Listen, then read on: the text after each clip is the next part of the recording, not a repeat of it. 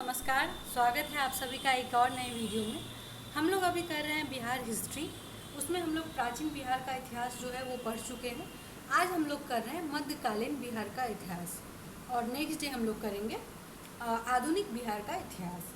तो जिसने अभी तक आप लोग प्राचीन बिहार का इतिहास नहीं देखे हैं वो लोग आप लोग जाके देख सकते हैं। हम लोग बिहार इतिहास को 3 दिन में कंप्लीट करने का टारगेट रखे हुए हैं, तो ये हमारा दूसरा दिन है। एक ही वीडियो में हम लोग पूरा कंप्लीट करवा रहे हैं, तो इसलिए आप लोग के लिए बहुत ज़्यादा इजी हो जाएगा। तो जिसको पता नहीं है वो मैं बता दूं कि बिहार किससे रिलेटेड आप कोई भी एग्ज़ाम दे रहे हैं वो सबके लिए बहुत इंपॉर्टेंट है, तो इसलिए आप लोग सब देखें। जो भी बिहार से रिलेटेड कोई भी एग्ज़ाम दे रहे हैं, अभी जो बीपीएससी शिक्षक का एग्ज़ाम है उसके लिए भी इम्पॉर्टेंट है, बीपीएससी 69 प्री है उसके लिए भी इम्पॉर्टेंट है, सबके लिए है जो भी बिहार से रिलेटेड एग्ज़ाम दे रहे हैं। आई होप कि आप लोग को वीडियो अच्छा लग रहा होगा। अगर वीडियो अच्छा लग रहा है तो प्लीज़ यार सब्सक्राइब कर दिया करो एंड लाइक करना भी मत भूलो और अपने फ्रेंड्स के साथ शेयर करो ताकि उसको भी कुछ हेल्प मिल पाए। तो चलिए वक्त को ज़्यादा नहीं लेते हुए आगे बढ़ते हैं। हम लोग मध्यकालीन बिहार का जो इतिहास है उसको हम लोग कुछ पार्ट में बांटे हुए हैं। तो पहला एक तो है कि तुर्क शासन जो है बिहार में कब से कब तक राज किया है वो सब पढ़ेंगे। उसके बाद स्थानीय वंश जो है कर्नाट वंश, उसके बारे में पढ़ेंगे। फिर पढ़ेंगे सल्तनत काल, जो बिहार में जब सल्तनत काल का दौर था उस टाइम में। मुगल काल भी पढ़ेंगे बिहार का। फिर पढ़ेंगे अफगान शासन में बिहार जब शेरशाह सूरी के टाइम का था।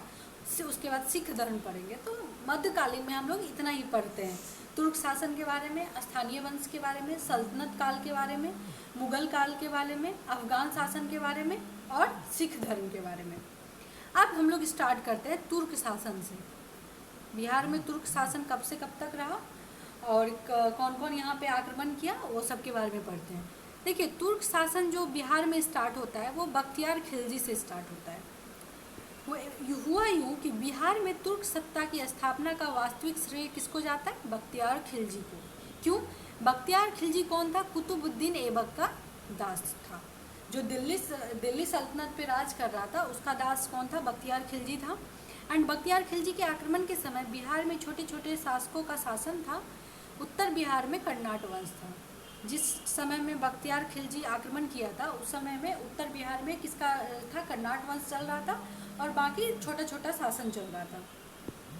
बख्तियार खिलजी की पहली महत्वपूर्ण सफलता जब कब हुआ? जब वो ओदंतपुरी बिहार जो है, जो बिहार शरीफ में आता है, उस पर वो विजय प्राप्त किया। कब? 1198 ईस्वी में उसने ओदंतपुरी बिहार पे कब्जा किया था।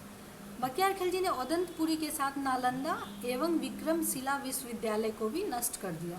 एक तो ओदंतपुरी को बर्बाद किया ही किया, उसके बाद नालंदा विश्वविद्यालय और विक्रमशिला विश्वविद्यालय ये दोनों को भी पूरी तरह से बर्बाद कर दिया। इन विश्वविद्यालयों में उसने क्या किया था? आग लगवा दिया था, जिससे पूरा ध्वस्त हो गया। उसने 1203-4 ईस्वी में नदियाँ जो बंगाल में हैं पर चढ़ाई की, जो सेन वंश की राजधानी थी। नदियाँ जो है वो सेन वंश की राजधानी थी। उस समय सेन वंश का शासक कौन था? लक्ष्मण सेन था। लक्ष्मण सेन बिना लड़े ही डर कर भाग गया। बख्तियार खिलजी के डर से बिना लड़े ही उससे भाग गया। बख्तियार ने इस क्षेत्र पर अधिकार कर लखनौती को अपना राजधानी बनाया। बख्तियार की हत्या उसके एक अधिकारी अली मर्दान ने कर दिया। बख्तियार खिलजी का जो हत्या है उसी के अंदर में एक काम करता था अधिकारी अली मर्दान, वही उसी ने हत्या कर दिया। उसके शव को बिहार शरीफ के इमादपुर में दफनाया गया। बिहार शरीफ में एक जगह का नाम है इमादपुर, वहीं पे दफनाया गया था। अब हम लोग पढ़ते हैं कर्नाट वंश के बारे में, जिसको स्थानीय वंश भी बोला जाता है। कर्नाट वंश को ये कहाँ पे था? मेन मिथिला एरिया जो है आपका, उस एरिया में था। तो मिथिला का जो कर्नाट वंश है, पाल वंश के पतन के बाद पतन के दौर में जब तिरहुत मिथिला क्षेत्र में कर्नाट वंश का उदय हुआ। जब पाल वंश का पतन हो रहा था, मतलब समाप्ति हो रहा था, उसी टाइम में तिरहुत मिथिला क्षेत्र में क्या? कर्नाट वंश का उदय हुआ। कर्नाट वंश के संस्थापक कौन थे? बहुत बार बीपीएससी का पीवाईक्यू भी रहा है, तो न्यायदेव थे। और कर्नाट वंश की राजधानी किसको बोला जाता है? सिमरावगढ़ को कर्नाट वंश की राजधानी थी, जो वर्तमान में अभी नेपाल में। सिमरावगढ़ अभी कहाँ पे है? नेपाल में। बख्तियार खिलजी के बिहार अभियान के समय कर्नाट शासक नरसिंह देव ने उसे नजराना भेंट देकर सहयोग किया था, क्योंकि कर्नाट वंश का सेन वंश से संघर्ष चलता रहता था।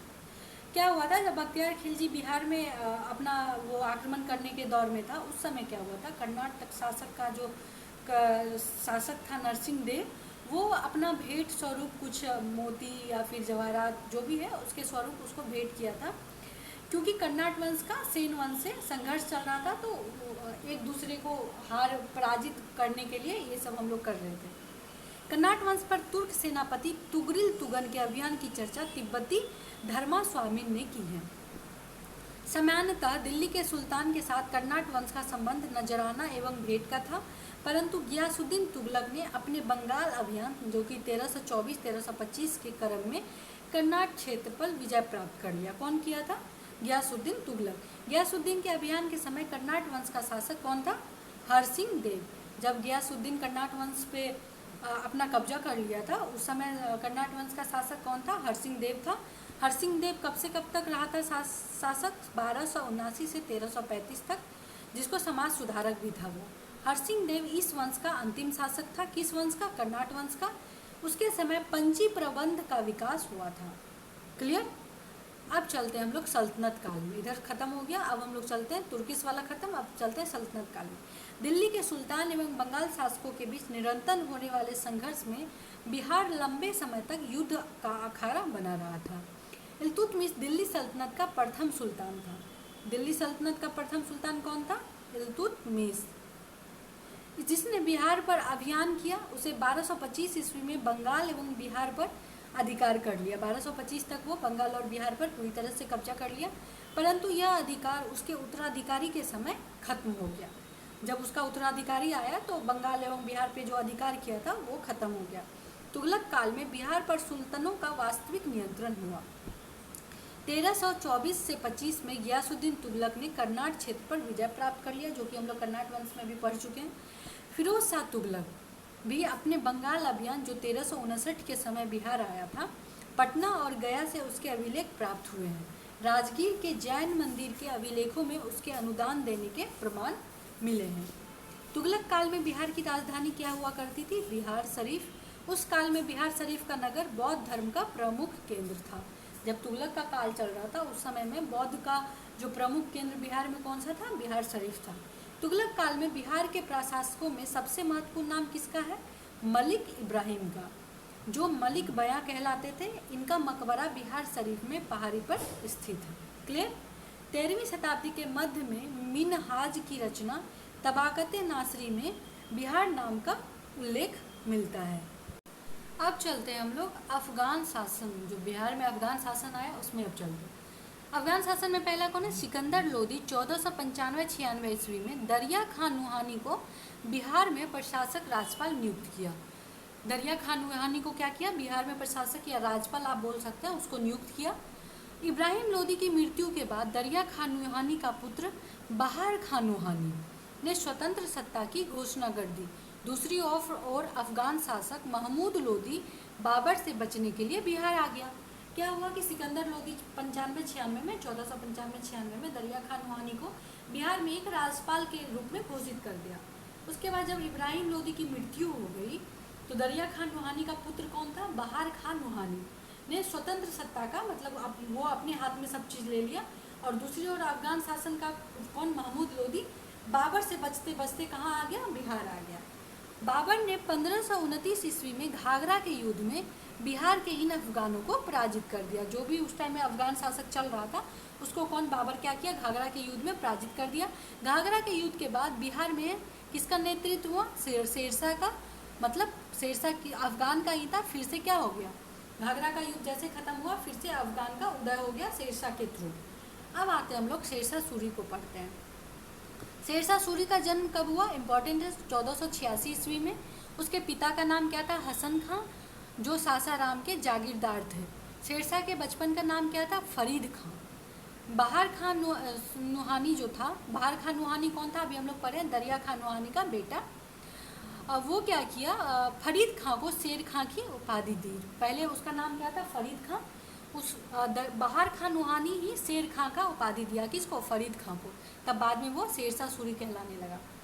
शेर खां ने नुहानियों के पतन के बाद बहार खां की विधवा दूदू बेगम से विवाह कर बिहार क्षेत्र को अपने अधीन कर लिया। एक्चुअली क्या था कि जो भी बिहार क्षेत्र था वो किसके नेतृत्व में था? बहार खां का। बहार खां की जब मृत्यु हो गई उसके बाद क्या किया? उसकी वाइफ जो थी दूदू बेगम, उससे शेर खां क्या किया, शादी कर लिया और पूरे बिहार को अपने अंदर कब्जा कर लिया।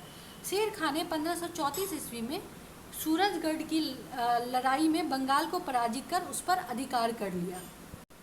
नेक्स्ट ये हुआ कि 1540 ईस्वी में नहीं 1539 ईस्वी में चौसा का युद्ध हुआ। कब हुआ चौसा का युद्ध, पूछता है कब हुआ, 1539 ईस्वी में।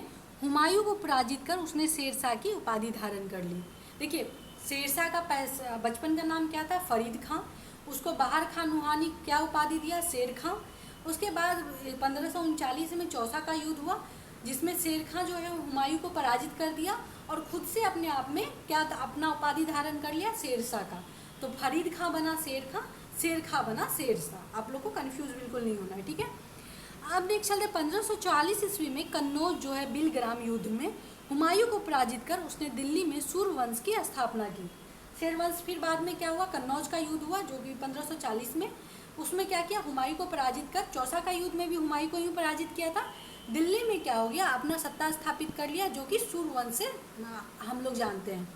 1541 ईस्वी में शेरशाह ने पटना का दुर्ग बनवाया था। कब बनवाया था, 1541 में।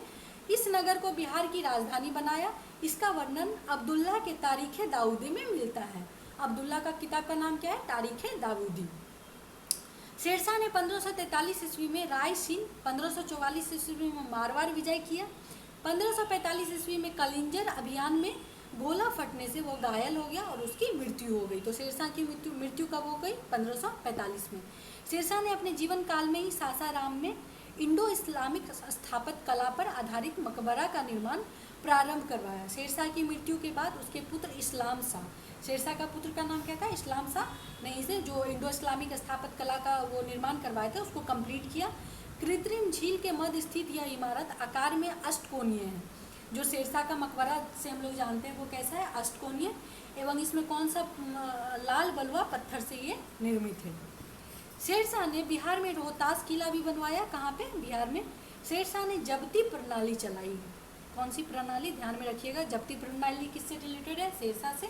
जिसमें क्या होता है, भूमि की माप के आधार पर लगान निर्धारण किया जाता है कि आपका भूमि का जितना रहेगा उस हिसाब से आपका लगान जो है फिक्स हो जाएगा। बाद में इसे अकबर ने भी अपनाया, ठीक है। शेरशाह का शासन सुव्यवस्थित शासन प्रणाली के लिए प्रसिद्ध था। उसने संचार व्यवस्था, डाक व्यवस्था, सैन्य व्यवस्था, राजस्व व्यवस्था में व्यापक सुधार किए थे। शेरशाह के बाद उसका पुत्र कौन था, जलाल खां, जो इस्लाम शाह भी बोलते हैं, की उपाधि के साथ गद्दी पर बैठा। शेरशाह का पुत्र कौन था, हम लोग अभी पढ़े, क्या नाम है उनका,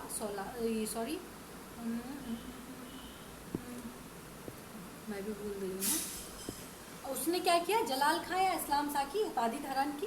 बाद में सूर्यवंश 3 भाग में बट गया। 1555 ईस्वी में मच्छीबार एवं सरहिंद के युद्ध में हुमायूं ने सिकंदर सूरी को पराजित कर सूर्यवंश का अंत कर दिया। क्लियर। अब चलते हम लोग मुगल काल में प्रवेश कर रहे हैं। मुगल काल में शेरशाह की मृत्यु के बाद कुछ वर्षों तक सूर्यवंश की सत्ता बनी रही, लेकिन 1555-56 में मुगल राज की पुनः स्थापना हो गई। दिल्ली में मुगल राज की पुनः स्थापना के समय बिहार में ताज खां कारा रानी के नेतृत्व में एक अफगान राज का गठन हुआ। ताज खां कारा रानी ने अकबर के प्रति सम्मान की नीति अपनाई, लेकिन उसके पुत्र दाऊद खां कारा रानी ने इसका विरोध किया। पिता तो उसको सम्मान दिया, लेकिन पुत्र दाऊद खां जो था वो क्या किया, इसका विरोध किया। अकबर ने उसे दंडित करने के लिए स्वयं आक्रमण किया। 1576 ईस्वी में उसने पटना को जीत लिया और दाऊद खां को पटना छोड़कर भागना पड़ा। क्लियर। क्या किया अकबर, तब क्या किया, पटना पे कब्जा कर लिया। दाऊद खां बिहार का अंतिम अफगान शासक सिद्ध हुआ। पूछ देगा कि आपको अफगान शासन का बिहार में अंतिम अफगान शासक कौन था, तो दाऊद खां, ठीक है। 1580 में बिहार को मुगलों द्वारा एक सूबा प्रांत का दर्जा दिया गया। बिहार को क्या बोला गया, सूबा या प्रांत। अकबर द्वारा मुनीम खां को बिहार का गवर्नर बनाया गया। मुनीम खां को बिहार का गवर्नर बनाया गया, किसके द्वारा, अकबर के द्वारा। अकबर के समय राजा मानसिंह को बिहार का प्रांतपति, जो 1587 ईस्वी से 1594 ईस्वी तक बनाया गया। अब बिहार का गवर्नर या कुछ ऐसा कुछ उन लोग का पोजीशन होगा, उसको बिहार का प्रांतपति बना। कौन बना, राजा मानसिंह। मानसिंह के समय मुगल साम्राज्य बिहार में काफ़ी मजबूत हो गया था। मानसिंह के समय रोहतास के बिहार की राजधानी बनाई की। बिहार की राजधानी कौन था, रोहतास। जहांगीर के समय छोटा नागपुर के क्षेत्र पर मुगलों का अधिकार स्थापित हुआ। इस क्षेत्र में मुगलों को हीरा और सोना प्राप्त होता था। क्लियर। जहांगीर ने 1621 ईस्वी में राजकुमार परवेज को बिहार का प्रांतपति बनाया। जहांगीर किसको बनाया? राजकुमार परवेज को। इसके बाद यह पद केवल राजकुमारों को ही दिया जाने लगा। राजकुमार परवेज के बाद प्रांतपति किसको बनाया जाने लगा? जो राजकुमार हुआ करता था। नेक्स्ट चलते हैं, औरंगजेब ने अपने प्रिय पौत्र मतलब जो औरंगजेब राजकुमार अजीम के औरंगजेब कौन हुए? दादा को 1702 ईस्वी में बिहार का प्रांतपति सूबेदार नियुक्त कर दिया। अजीम ने पटना का नाम क्या कर दिया? अजीमाबाद। अजीम कौन था? औरंगजेब का पौत्र था और सौंदर्यीकरण करवाया उसका। उत्तर मुगल काल के शासक फर्रुखसियार ने 1713 ईस्वी में पटना में अपना औपचारिक राज्याभिषेक करवाया। कौन? उत्तर मुगल फर्रुखसियार। वो पहला मुगल सम्राट था जिसका राज्याभिषेक बिहार में हुआ। पूछ देगा कि बिहार में ऐसा कौन सा पहला मुगल सम्राट था जिसका राज्याभिषेक बिहार में हुआ? तो कौन सा था? फर्रुखसियार। एंड शाह आलम द्वितीय का भी विधिवत राज्याभिषेक 1761 ईस्वी में पटना में ही हुआ था।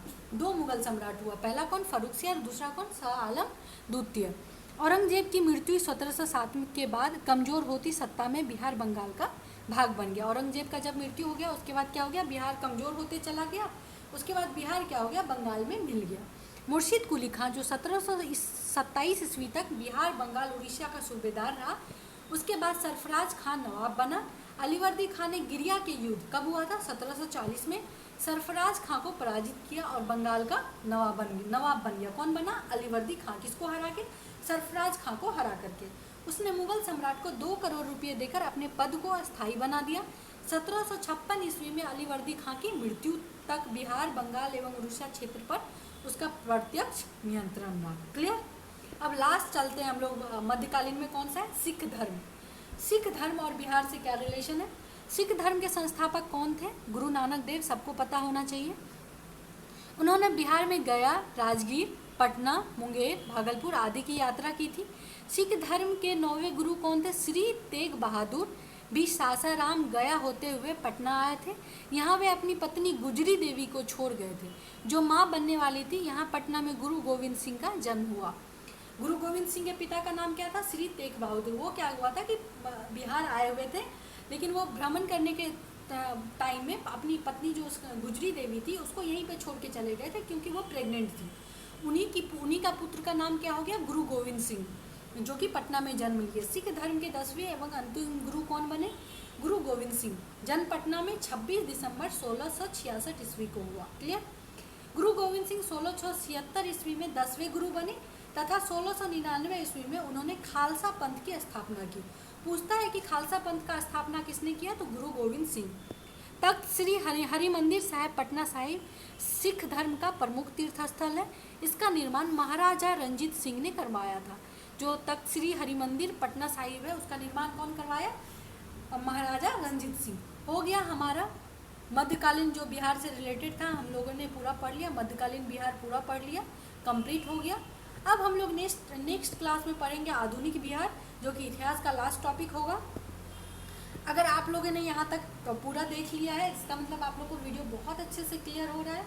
प्लीज़ आप लोग वीडियो को लाइक एंड चैनल को सब्सक्राइब करना बिल्कुल ना भूलें और अपने दोस्तों के साथ शेयर करें ताकि उसको भी मदद मिल पाए। आई होप कि आप लोग को अच्छे से समझ में आ रहा होगा और मैं और कोशिश करूँगी कि आप लोग ईजीएस्ट वे में आप लोग को सब कुछ समझ में आ जाए। मिलते हैं नेक्स्ट वीडियो में, तब तक आप लोग अपना ख्याल रखें। जय हिंद, जय भारत।